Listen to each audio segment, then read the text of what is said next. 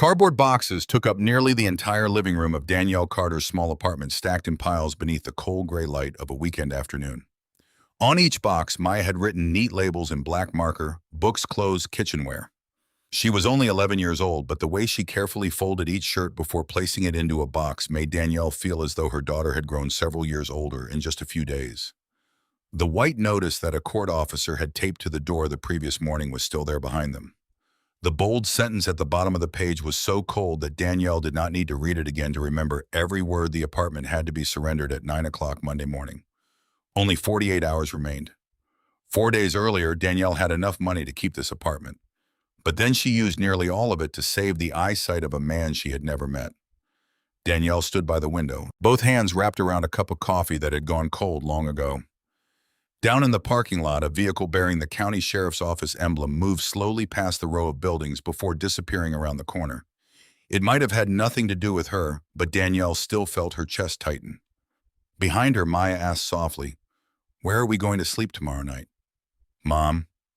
Danielle turned around, trying to form a smile steady enough to make her daughter believe that adults always had answers.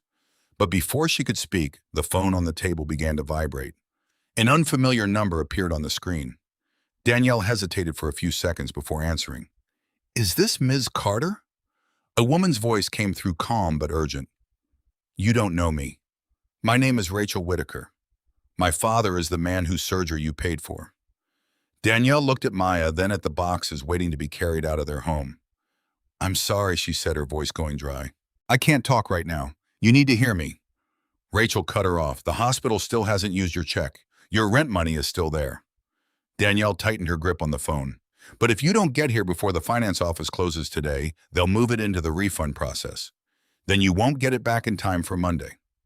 Danielle looked at the clock on the wall. 1:37 in the afternoon. And 4 days earlier, she had still believed she had saved this home. 4 days earlier, there had not been a single cardboard box in that apartment. On the kitchen table sat only an envelope containing a check for $1,680 money Danielle had scraped together from extra shifts and a few belongings she had sold in a hurry. After Maya had been hospitalized because of a severe asthma attack, the cost of her medication had left them 2 months behind on rent. But that morning, Danielle believed the worst was finally about to be over. She placed the envelope in front of her daughter. "I took care of it." Maya looked at the check as though she were looking at a way out. "So we don't have to move anymore, right?" Danielle smiled, nodded, and hid her worry about the tax refund that had not yet reached her account. She wanted her daughter to have one day to believe that this home still belonged to the two of them. The next morning, Danielle took Maya to the hospital for a follow-up appointment. While waiting in the outpatient surgery area, she heard an older man arguing with a financial services employee. His name was James Whitaker. His insurance company had not approved the retinal surgery because the wrong procedure code had been entered in his file, and the hospital required a deposit of $1,650 to hold the surgery appointment. James stood there silently, one hand gripping the counter, his right eye no longer able to see clearly. The doctor had warned that if the surgery were delayed a few more days, he could lose his vision permanently. Danielle looked at the envelope in her purse, then at the man preparing to turn away and leave the hospital. Danielle stepped up to the counter before she had time to think. Just by looking at the procedure code on the screen, she recognized the problem. James's case had been submitted as routine treatment, even though the doctor had determined that he was suffering acute vision loss that required immediate intervention. The financial services employee checked again and admitted that the request could be resubmitted, but the insurance company would need 3 to 5 days to respond. James nodded slightly. He picked up his old hat and tried to smile. "I've lived 67 years, he said. Losing sight in one eye probably isn't the end of the world. But when he turned away, he had to run his hand along the backs of the chairs to find his way out. The sight pulled Danielle back to the final years of her mother's life, when she had hidden the pain in her eyes because she was afraid of the hospital bills until she could barely see at all. Danielle asked whether the deposit would be refunded if the insurance company approved the procedure later. The employee said yes, as long as the money had not yet been applied to the final cost. She thought about the tax refund she was waiting for and the extra weekend shifts she might be able to pick up, then took the check out of the envelope. James shook his head, but Danielle placed it on the counter. "You don't need to know who I am," she said. "Just don't walk out of here and give up on your eyesight." Once the surgery appointment was secured, Danielle left the hospital without telling Maya that their rent money was gone. The next morning, Danielle woke before her alarm, opened her banking app, and stared at the balance, which had barely changed. The tax refund she had believed would save her still had not appeared. A few minutes later, an automated email informed her that her return had been placed on hold for identity verification, a process that could take several weeks. At the clinic, her last hope disappeared when Tiana told her that all weekend overtime shifts had been canceled because of budget cuts. Danielle immediately called the hospital, trying to keep her voice calm as she requested the return of the deposit. The financial services employee explained that the check was being held in the system until the insurance company made an official decision. Even if the request was approved, the refund process could still take 7 to 10 days.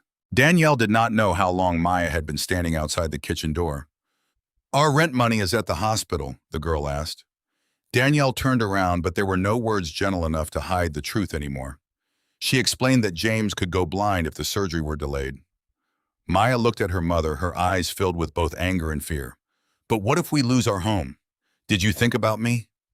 The question hurt Danielle more than any accusation could have, because for the first time, she had to admit that her kindness had placed her daughter at risk without giving Maya any choice in the matter. That afternoon, a court officer taped the final notice to the door.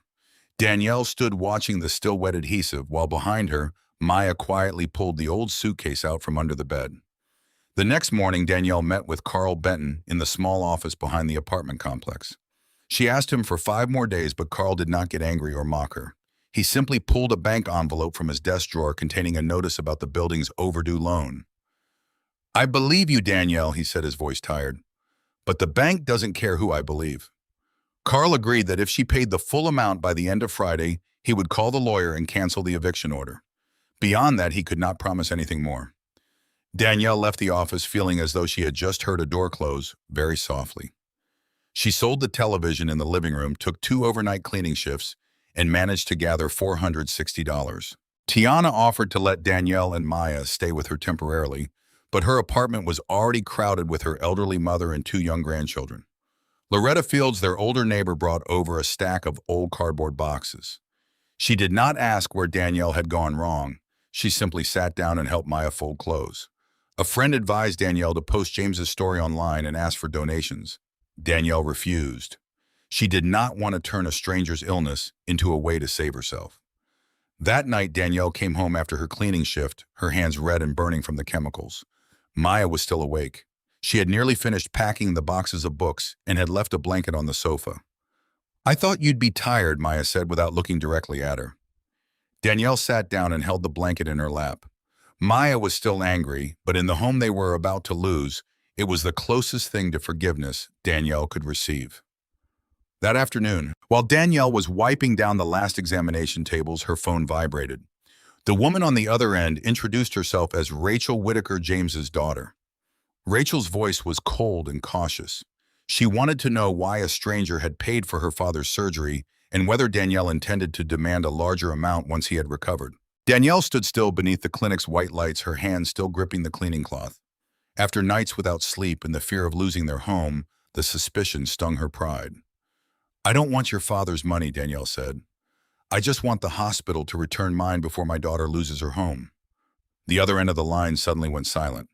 Danielle briefly explained the incorrectly entered procedure code, the deposit, and the eviction order waiting for them.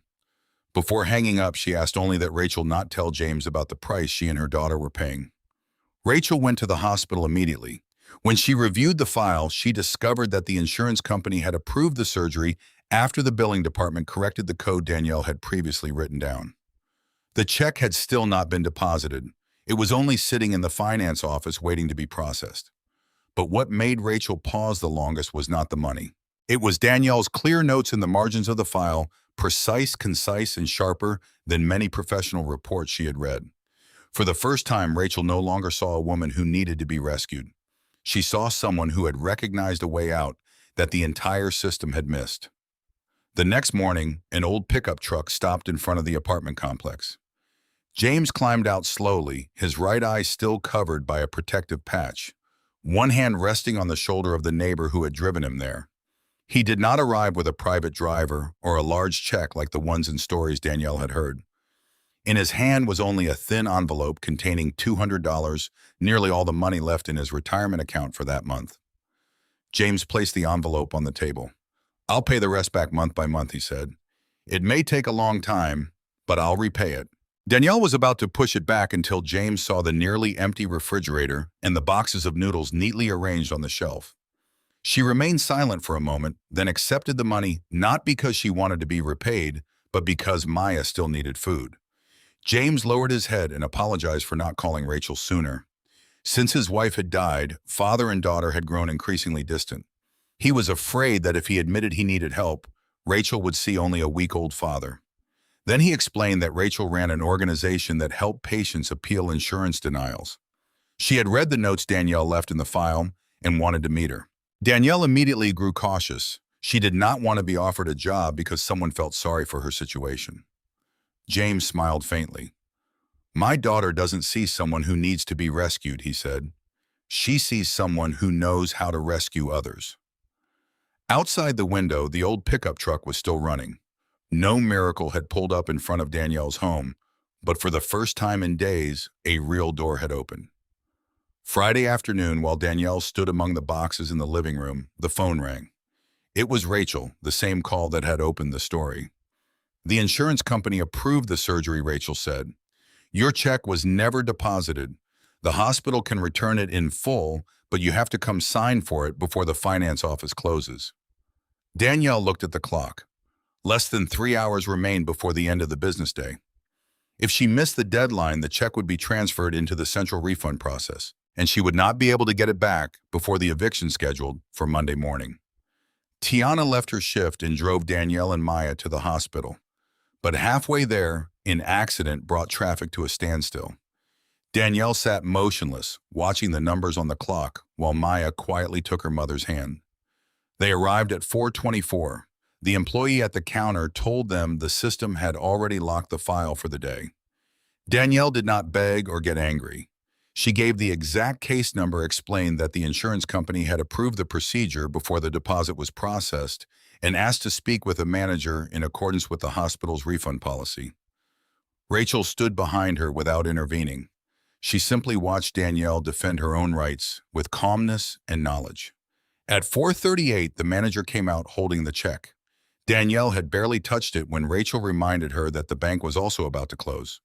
She had her rent money back, but the race was not over. Danielle clutched the check and ran out of the hospital as the sky was growing dark.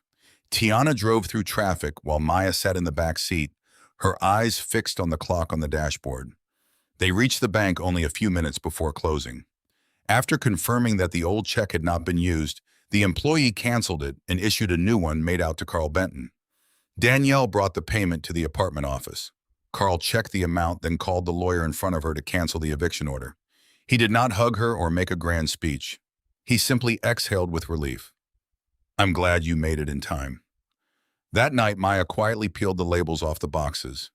Danielle sat down beside her daughter and apologized for making a decision that affected both of them without telling her the truth. "If you could go back, would you still help him?" Maya asked. Danielle looked at her daughter for a long time. "I would still help him, but I wouldn't pretend that I have to save everyone by myself." The next morning, Danielle went to Rachel's office.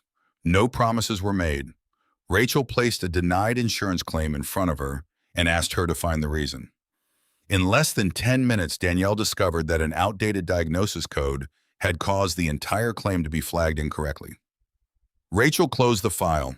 She offered Danielle a position as a patient appeal specialist with higher pay, better insurance, and stable hours. Danielle was not hired because she had sacrificed her rent money. She was hired because someone had finally seen the ability that life had once forced her to hide. 6 months later, the cardboard boxes that had once filled the living room were gone. Danielle paid the rent on time every month, and Maya joined the school choir without worrying that her mother would miss a performance because of a night shift. Their lives had not become wealthy, but for the first time in years, peace was no longer something that existed only between two bills. James had regained most of his vision. Twice a week, he volunteered at Rachel's organization, helping older patients read insurance letters and fill out forms that he himself had once been afraid of. The relationship between father and daughter gradually healed not through one grand apology, but through simple lunches and phone calls that were no longer missed. Drawing from her own experience, Danielle proposed creating a fund to help cover emergency medical deposits. The fund was supported by the community, the hospital, and local businesses, so that no struggling person would ever have to use their rent money to save someone else. One afternoon, a young mother sat across from Danielle's desk, holding a hospital bill in her left hand and an overdue rent notice in her right. "I think I have to choose between the two," the woman said. Danielle placed an assistance form in front of her. "No," she replied gently. "You just need to meet the right person who knows who to call." Through the glass, James stood in the hallway, his vision clearer than before. He smiled as he watched Danielle help others without pushing herself to the edge of loss, using instead her knowledge, her voice, and a system she had helped build. That phone call did not change Danielle's life with a check or a miracle. It simply opened a door. Her courage, her ability, and her willingness to accept help were what carried her through it. Because true kindness does not require us to destroy ourselves.